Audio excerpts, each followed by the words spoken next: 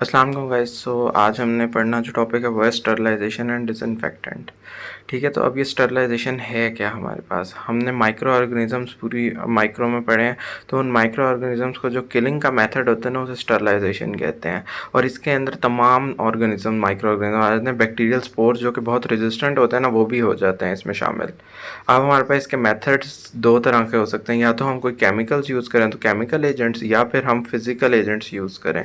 अब उसके अंदर अब हम देखते हैं कि कौन से केमिकल एजेंट्स यूज़ करेंगे और कौन से फिज़िकल एजेंट्स। केमिकल एजेंट्स की बात करें तो वो 3 मैकेनिज़म्स के थ्रू काम करते हैं।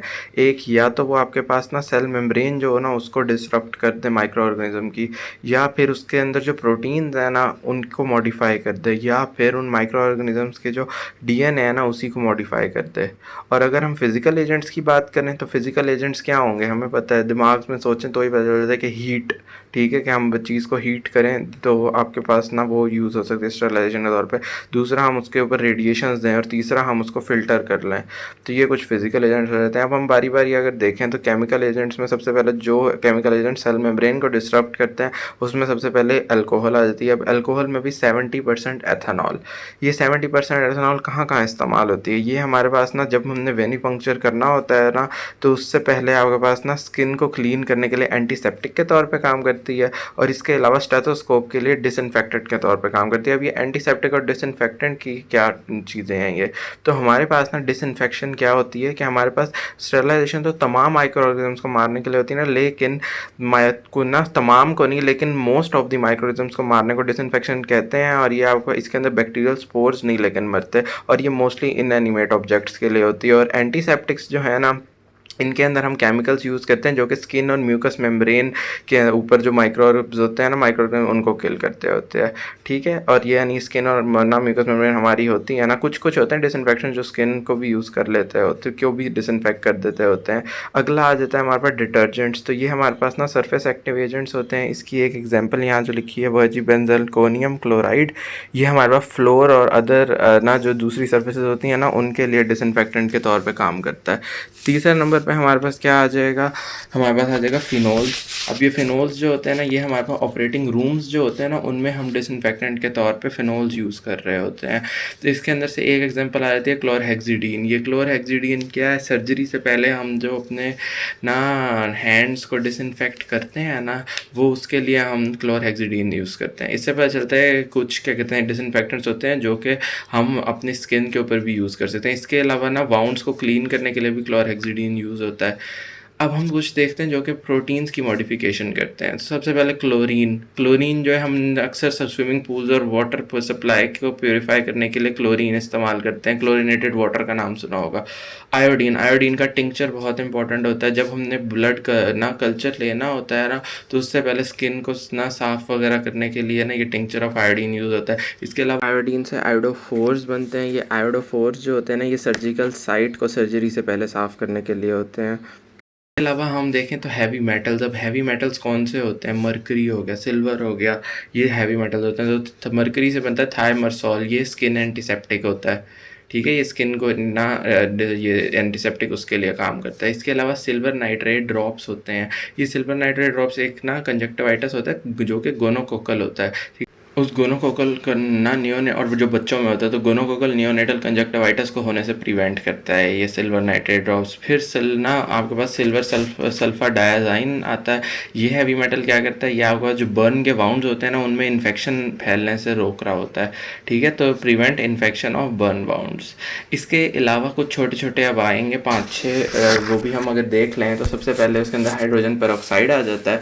ये हमारे पास ना कॉन्टैक्ट लेंसेज जो नहीं यूज़ करते उनको डिसइंफेक्ट वो जो ड्रॉप्स होते हैं उन पर डालते हैं वो उसमें हाइड्रोजन पेरोक्साइड होता है। इसके अलावा हमारे पास ना जो है ना कुछ इक्विपमेंट्स होते हैं उनके लिए फॉर्मेल्डिहाइड और ग्लूटाराल्डिहाइड यूज़ होता है। ये कौन से इंस्ट्रूमेंट्स को स्टरलाइज करता है, जो रेस्पिरेटरी थेरेपीज़ होती हैं ना उनके लिए जो इक्विपमेंट्स यूज़ होते हैं उनको, या जो हम एंडोस्कोप्स यूज़ करते हैं, या फिर हीमोडायलिसिस के लिए जो हम इक्विपमेंट यूज़ करते हैं, इन सबको स्टरलाइज इसी फॉर्मेल्डिहाइड और ग्लूटाराल्डिहाइड के थ्रू किया जाता है। फिर आ जाता है इथाइलिन ऑक्साइड। ये इथाइलिन ऑक्साइड जो है ना जो हीट सेंसिटिव मटेरियल्स होते हैं ना जिनको हम हीट नहीं कर सकते उनको हम फिर इथाइलिन ऑक्साइड के थ्रू स्टरलाइज करते हैं, जिस तरह जिसमें सर्जिकल इंस्ट्रूमेंट्स आ जाते हैं और प्लास्टिक्स आ जाते हैं। फिर कुछ एसिड्स और अल्कलीज होती हैं, जिस तरह कुछ वीक एसिड्स होते हैं जो कि फूड प्रिजर्वेटिव्स के तौर पे काम करते हैं। क्यों? क्योंकि ये बैक्टीरियोसिडल होते हैं, बैक्टीरियोस्टैटिक होते हैं, बल्कि बैक्टीरियोसिडल नहीं होते। बैक्टीरियोसिडल जो किल करते हैं, बैक्टीरियोस्टैटिक जो ग्रोथ रोक देते हैं, तो ये बैक्टीरिया की ग्रोथ रोक देते हैं, इसलिए इन्हें फूड प्रिजर्वेटिव्स के तौर पर यूज़ किया जाता है। फिर आ जाता है अब हमारे पास कौन से सब्सटेंसेज हैं जो कि मॉडिफिकेशन ऑफ डीएनए करते हैं। तो सब इसके अंदर आपके पास ना एक आ जाता है क्रिस्टल वॉयलेट। अभी जो क्रिस्टल वॉयलेट है ना, ये एक डाई है, ये आपका स्किन एंटीसेप्टिक के तौर पर काम करता है। इसका एक्शन किस चीज़ पे होता है? आपके पास ये जो डाई के मॉलिक्यूल होते हैं ना, ये पॉजिटिवली चार्ज होते हैं। आपके पास जो डीएनए के अंदर न्यूक्लिक एसिड, ये डीएनए न्यूक्लिक एसिड है ना, तो इसके अंदर जो फॉस्फेट ग्रुप्स होते हैं ना, वो नेगेटिवली चार्ज होते हैं। तो आपके पास ना ये पॉजिटिवली चार्ज डाई मॉलिक्यूल जाके उन नेगेटिवली चार्ज ना न्यूक्लिक एसिड्स के ऊपर जाके बाइंड कर जाते हैं, उनको जाके ना मॉडिफाई कर देते हैं, और इस तरह आपके पास ये एंटीसेप्टिक के तौर पर काम कर जाते हैं। उसके बाद आ जाता है मेलासाइट ग्रीन। अब ये मेलासाइट ग्रीन जो है, ये किस चीज़ के लिए होता है? ये आपको उन्होंने कहा एक लोवेंस्टीन जॉनसन्स मीडियम होता है, उसका कंपोनेंट होता है, और ये मीडियम जो है ना माइकोबैक्टीरियम ट्यूबरक्लोसिस को ग्रो करने के लिए यूज़ होता है। ये क्या करता है, इसके अंदर ये जो डाई है ना, ये ग्रोथ ना इनहिबिट कर देता है स्पुटम के अंदर तमाम ये जो अनवांटेड ऑर्गेनिज्म होते हैं during the 6 week incubation period. So इस तरह करके आपके पास ये उनको मॉडिफाई कर देता है। फिर आ जाता है आपके पास फिजिकल एजेंट्स। अब फिजिकल एजेंट्स जो हैं, अब उसके अंदर हीट देखें तो हीट या तो मॉइस्ट हो सकती है या ड्राई। मॉइस्ट हीट जो है ये ऑटोक्लेविंग में यूज़ होती है, जो कि मोस्ट फ्रीक्वेंटली स्टरलाइजेशन का मेथड होता है ऑटोक्लेविंग का। अब इसके अंदर हम क्या करते हैं, जो हमारे पास मॉइस्ट हीट है, जिस तरह स्टीम, इसका एक्सपोजर करते हैं हम, और ये मॉइस्ट हीट का टेम्परेचर क्या होगा, 121 डिग्री सेल्सियस, और प्रेशर होगा 15 LB। तो आपके पास और कितने टाइम के लिए आप इसको एक्सपोजर करोगे, 15 to 20 मिनट्स, तो आपके पास इससे स्टरलाइजेशन हो जाएगी। अगर हम ड्राई हीट की बात करें तो ड्राई हीट के अंदर टेम्परेचर ज़्यादा रेंज में चाहिए होता है, 180 डिग्री सेल्सियस तक का टेम्परेचर चाहिए होता है, और उसे 2 घंटे के लिए रखना होता है, तो इसीलिए मॉइस्ट हीट ज़्यादा यूज़ होती है। उसके बाद हमारे पास आ जाता है तीसरा, पास्चराइजेशन। ये पास्चराइजेशन तो 8 से पढ़ रहे हैं। इसके अंदर क्या, मिल्क को क्या कहते हैं हम ना, पास्चराइज करते होते हैं, मिल्क को हीट करना होता है। हीट करते हैं हम 62 डिग्री सेल्सियस तक 30 मिनट्स के लिए, और उसके बाद हमारे पास रैपिड कूलिंग होती है। तो आपने यही देखा होगा कि हम घरों में भी दूध आता है तो उबालते हैं, उसके बाद उबाल आ जाता है, फिर उसे रख देते हैं तो आके उससे वो पास्चराइज हो जाए। कुछ होते हैं जो हमें फौरी चाहिए होती है, तो फ्लैश पास्चराइजेशन। इसके अंदर हम 72 डिग्री सेल्सियस पर 15 सेकेंड के लिए रखते हैं, तो हमारे पास ना फौरी से आपके पास पास्चराइजेशन हो जाती है, तो ये ऑफन यूज्ड है।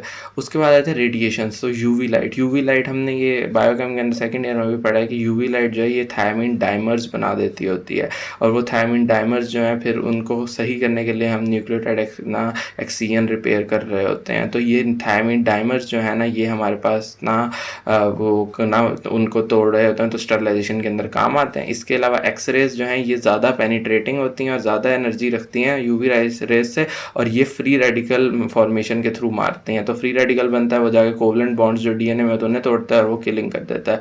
फिर फिल्ट्रेशन के अंदर देखें तो आपके पास ना कुछ सॉल्यूशंस जो हैं उनको फिल्टर किया जाता है ऑटोक्लेविंग से पहले, ताकि वो पायरोजन फ्री हो जाए, ताकि वो जाके अंदर बुखार ना करते हैं। पायरोजन वो होता है ना जो कि बुखार कर देते हैं। मोस्ट कॉमनली यूज जो होता है ना, वो नाइट्रोसेलुलोज होता है, और ये तमाम बैक्टीरिया और स्पोर्स को ना रिटेन कर रहा होता है। So this was all from my side. I hope it made sense. Thank you.